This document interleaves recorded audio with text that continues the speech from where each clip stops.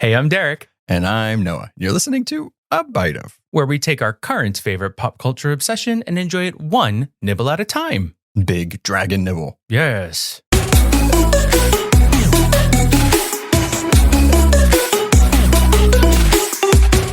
Yeah, small.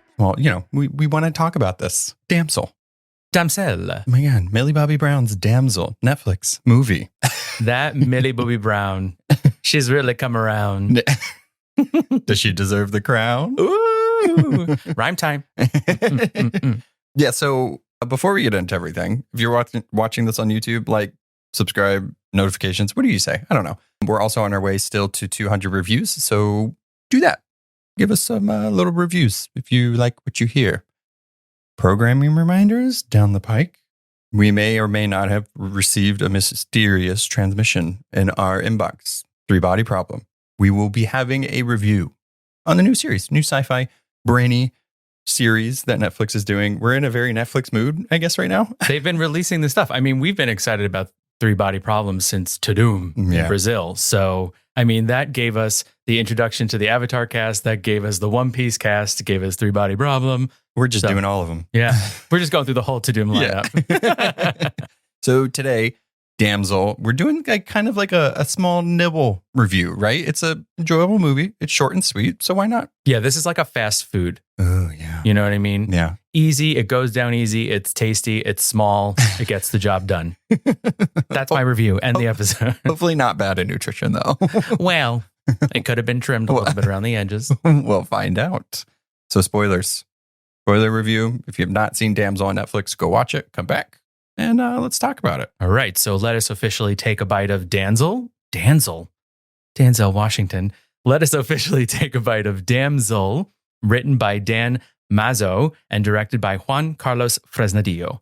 Elodie is committed to taking care of her family and village. Unfortunately for her, the harsh winter is leaving her people starving. Her father receives a message from Queen Isabel that her son, Prince Henry, is looking for a young girl to marry. If she agrees to be his wife, Elodie's people will receive an abundance of riches. Her dedication leads her to agreeing to taking his hand. However, the kingdom harbors a dark secret, and Elodie is only a pawn. After their union, they travel to the top of a mountain where she is thrown into a pit as a sacrifice for a vengeful dragon. See, spoilers. That's the whole movie.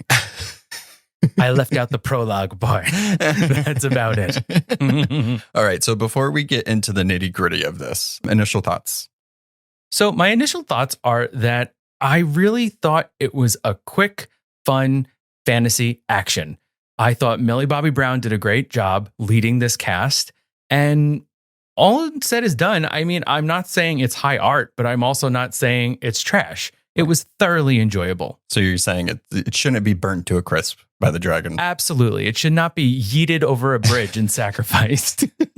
Yeah, I mean, I agree, right? It's not, I think going into this, I wouldn't expect something like highbrow or anything like that, but it was a good time. It's like the conceit of it, it's kind of like a revenge type thing and like, bride to be in a sham marriage for an alternative. But it's been said and done before. Having it in the fantasy setting is kind of fun. And I think Millie Bobby Brown's performance really carried the movie. Visuals, great. Yeah. I had a fun time. Absolutely. We watched this on a Saturday morning, and I know that sounds bizarre, but it was actually kind of perfect. Right. Right? It was like almost Saturday morning cartoon fare. It wasn't too heavy, and it was like kind of like, that kind of rocked. Yeah. Cool. Let's go out to our day now. What were the things that really worked for you for this movie? So I really do think that Millie Bobby Brown was incredible in this. So seeing her kind of grow up before our eyes, starting as 11 in Stranger Things, personally, in my opinion, I think I've said this on the pod before, her 11 in Stranger Things kind of became repetitive, especially in the last season, where we would see her use her power and she would faint. So I really appreciated getting to see Millie Bobby Brown really kind of go for it in this action set. She was screaming, she was running, she was, ripping up clothes and things like that. So I think that watching her be able to really kind of chew on this material was great. And it's cool too, because you see her career progressing, right? She did Enola Holmes, which we really enjoy. Delightful. Also very fun movies. And she's an executive producer for this. So it's cool to see her, literally just growing up. It's almost in a way like mirroring her career in a way. And she's being able to defeat the big dragon. I really liked it. I think the thing that, I feel like the story itself is a little disjointed. Like the middle part gets a little repetitive and the ending was a little rushed. But, if there was another one for some reason, I'd watch it. Yeah, I agree. I would definitely watch it, and I think that one of the things that this sort of has going for it, when it comes to these high fantasy things, sometimes there are a lot of different places and a lot of different characters, but the cast is pretty tight, right? I'd say there are like 6 main players to this entire thing. And really just 2 main players, the dragon and Millie Bobby Brown. Totally. And then even on top of that, as far as places that you're going, you're only in her village for a little bit. You're in the kingdom and in the mountain. Yeah. And that's about it. I like that. Sometimes, I'm sure you've seen the memes or the TikToks where it's like reading a fantasy and you're just like, they go to the blah, blah, blah. Exactly. And it's like, I liked that we didn't get any of that. Sometimes fantasy is just nice to be like brain turned off. I want to see the story unfold. Things that really worked for me, the cast. And I liked that the whole concept of the damsel, she's not actually a damsel, she saved herself. But I liked that the main players in this were also women. Because we have Angela Bassett, we have Robin Wright, and Millie Bobby Brown, even the dragon. I mean, they're all the main players are women, and all of the awful people are also the men in this. And one woman. And one woman. Yeah. It's very good. So those are the things that really worked for me. I think visually it looked good. There was only a few times where the CGI was a little wonky, like when the dragon was flying away with them. I was like, it's a little weird. Like the lighting doesn't look right. I'm not an expert at it anyway. Just visually what I see. Dragon flying. Yeah. But the dragon itself. Yeah. Great. I liked the design of it because it wasn't what you would expect. You're almost, I feel like we're trained to think of like Game of Thrones dragons. Yeah. And this one was very like cave-like, but, terrifying. I felt like she had almost some griffin in her, especially just like with how big her arms and her legs were. It wasn't like a Tyrannosaurus Rex dragon. Right. It was like really grounded in the earth. She had like a high abdomen almost. Yeah. I agree. And the dragon is voiced by Shohreh Aghdashloo. And that voice is just so supremely perfect. I mean, it's like, I think now we have 2 perfect voice actors for dragons. We have Benedict Cumberbatch and her. Perfect. Like they sound so good as dragons. I love them. But having her be the voice of it, especially in the cave and when she's, going after the Millie Bobby Brown, it's just intense and kind of scary. But even in the moments where you find out why she's doing this, she still was able to voice those things. It wasn't just scary and snarling the whole time. Absolutely. Yeah. I mean, I think that she, as we always talk about depth, but I think that she was able to give this dragon depth. And the backstory of the dragon is something that really feeds into the plot and allows us to basically side with the dragon through some of this. Fair. The whole thing of like them thinking, the dragon came into their town. No, you came into the dragon's place and then killed the children of the dragon. The last of the line. Unprovoked. So, fair. Yeah. Yeah. I mean, sacrificing, the daughters for like 100 years kind of sucks, but also the wrong daughters. Kind of sucks. But yeah. They're like, we're not going to give up our line, but watch this. I liked that. I liked, there's not many twists and stuff, and the twists aren't like you don't see them coming. You can kind of see them coming, which plays into the easy watching of this. But I thought it was smart for them to just mix the blood together and then literally throwing these women down the chasm like is insane. It's yeeting. Yeah. Like that girl yeets that can in the hallway. He yeets these girls over the edge of this thing. And that was kind of tough to watch, watching her being led, feeling like prey and then thrown over the edge. And it's like a chasm. Right. I mean, I don't know how this girl survived, to be completely honest. If that were me, bones shattered, dead. I want to definitely read the book after this. There was a book that was written. It adapted the screenplay of this. Yes. So technically the script came first and then they gave it to the author and the author could do whatever they want. And I do know it more has Asian characters in it. So I'm more interested in reading that after watching this. Yeah. So I had read an article on The Hollywood Reporter, and I just wanted to share this quote by Evelyn Skye, the author.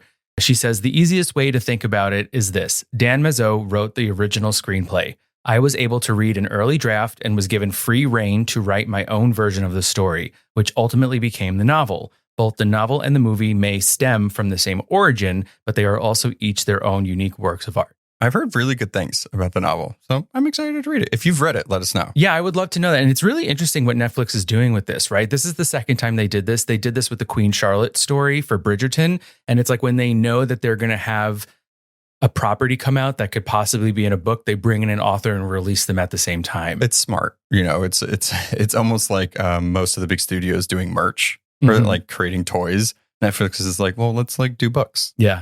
And what's another way they can interact with the story? I know. I really liked it. I thought the action of this, it's kind of action light. Like there is action, but it's more like cat and mouse type stuff. Definitely. I thought that worked really well. The initial chase scene. So when she first gets into that big cavern and you first see that bird that's on fire and then the flock of birds that are on fire, was such a cool introduction to this. Of like how it's going to be, because you could see the dragon messing with her.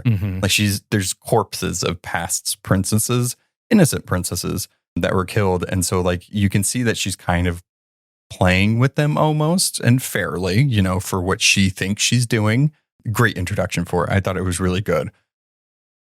Got a little repetitive. It's like okay, like she's gonna escape, but I did not expect a jump scare almost, or like the dragon to attack as she did when she got to the edge of that cliff. Oh, yeah. And she's yelling for the people to help her. And then the dragon just comes right into that. I was like, that was good. Yeah, I felt like with the dragon's alone for a long time. So when one of these girls drops down, she's going to take her time with eating them. Yeah. And so one of the things about this that I liked in the story, but I'm kind of questioning just at the execution of it, was that when she gets into this one safe space, she sees scrawled on the walls the names of the girls who had died. One girl in particular is named V, who has sort of mapped out this lair, tells her what's where the dragon's going to be.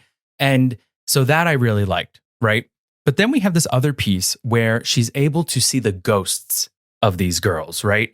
And so when V showed up, I was like, oh, that was really cool. But there's a part when she's in the castle before she's thrown over, before she gets married, where she sees in one of the windows of the castle a princess. And that turns out to be one of the princesses that died before her. I see. That's where I feel like the story is a little disjointed because I don't know. Like, I don't know if she was already killed or if she then got killed after her. Because remember, there's three. And by the end of it, when she goes to the castle, there's a wedding happening and she's going to be the third one because they think Lode escaped, so that would almost make sense. Like she had to have been before her. Right. And then it's her sister and then this new person. Right. So that is interesting. Yeah. So I think that's what I was trying to piece together was that one part in particular. Was she a ghost she was seeing in the castle or was she still alive? Because she does see her down in the cave and she does look freshly killed. Yeah. So she might have been that night. Right. These people are busy. They're going up and down the mountain. They're planning these parties. They're throwing girls over. I'm like, come on. Yeah, so Prince Henry, which I love, like just the base of it, right? It's like it's a fantasy story. It's a fairy tale that we all know. And of course, the prince's name is Henry. It's a very standard Eric Henry James name. So it's like, did he that night go throw her? And then the next morning, they're like, hi, we're going to get married. He's like, this is like a freaking Groundhog's Day. Got to keep marrying these girls. Yeah, but he's played by Nick Robinson, who we love from Love, Simon. And so, I mean, he isn't in it that much, but apparently he's so charming that he gets these girls to fall in love with him in one night. Yeah. I mean, he doesn't have to do much. He just has to stroll in the garden for like 2 seconds. Yeah. And they're like, okay. Hair blow in the wind. Yeah. The whole system of it, again, the plot or the reason for it is really interesting. It's like, if you think about it, it's like, how many times did they have to do this and for generations? And clearly they're getting women or girls or brides from places that need it. So it kind of corners them into having to do it. Real fucked up. Really? Oh, yeah. Fucked up. So here's another fucked up thing that I wanted to ask you about. So when they're at the castle before she's married, her father goes into a meeting with Queen Isabel. And we don't see it. We're on the outside with their stepmother, played by Angela Bassett. And he comes out and he doesn't want to tell her what happened in the meeting. So he basically knew. Yep. And he was like, yeah, cool. Well, he seemed to have been struggling with this information. Yeah, I mean, I did like when he's dying in the cave after he decides to have a conscience and goes back to save his daughter. And he's like, forgive me. She doesn't say she forgives him, which I did like. I mean, she does kiss him because it's her father. I did like that, right? Also, the father sucks. I don't care. Like, you still made that decision. I don't care that you came back. I'm glad all of you got killed because you all suck. Agreed. But that was a part that I did like. Yeah, I think that was pretty brutal. It sucks. Yeah. I did like the sort of poetic killing of him where the dragon just like presses her claw into his chest so the armor pierces his heart.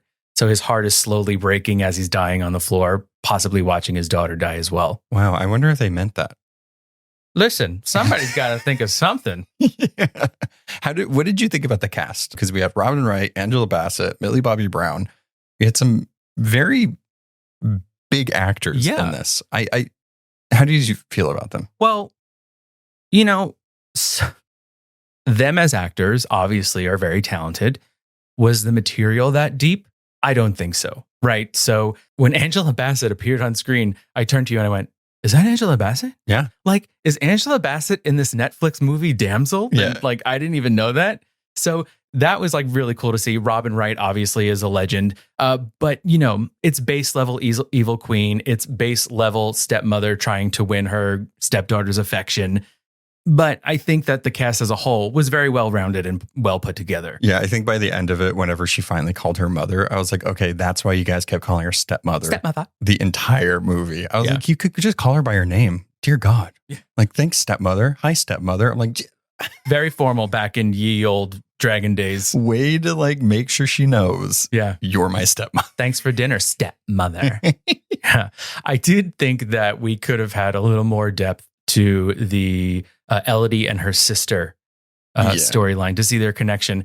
That is probably where I thought the weakest point in this movie was. They did a lot of these things where the sisters would like be looking in the mirror together and then they'd catch each other's eye and just like, yeah, like giggle. I think they had a short period of time to make sure you saw that connection. I think it was there. Like, you could tell that she cared for her and you could tell that she cared for her village. But like, that's the extent of what they wanted to show us. I feel like they could have done a little more, but why? Like, if this is going to be a one and done short, quick movie, it's like, okay. So I guess I don't need more. I just needed something different. Because all we really saw was them hugging and giggling together. Well, she went back for her. Well, no, that is the tea. I mean, again, Yeet Part 2, he yeets the sister over. But so I do agree with that. But I think like leading up to it, they could have given them something more. Like, I don't know, talking about maybe when their mom died and how they came together and really were able to only lean on each other. We didn't get that. Right. Although I did think that beginning scene of Millie Bobby Brown chopping wood, I wrote in my notes, I said, oh, she really cares for her sister. And then I wrote, wow, Elodie's really strong. Just chopping all the wood. Chopping all the wood. She was like Captain America chopping wood. Yeah. Well, if she started like pulling them apart, I was like, okay.